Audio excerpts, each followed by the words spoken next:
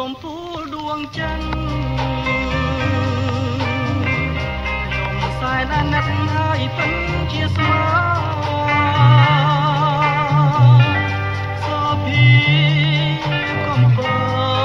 ស្លូតូនរះទាំងជុំពាំងចិត្តចងពងស្មើគ្មានលាកឹងត្រជាងព្រាបបានសំដែងហារទេឲ្យការក្តីស្នេហ៍សំបងកំពតនៅអិនកែប្រែ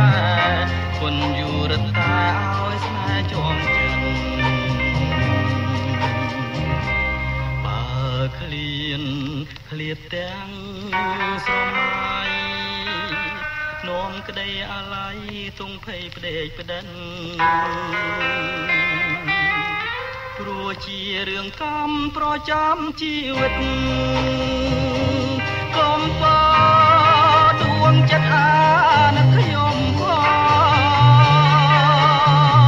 កំពើផងពេញលលេងឡើងថ្មីកែសលអកជ័យគប់ចិនដាបា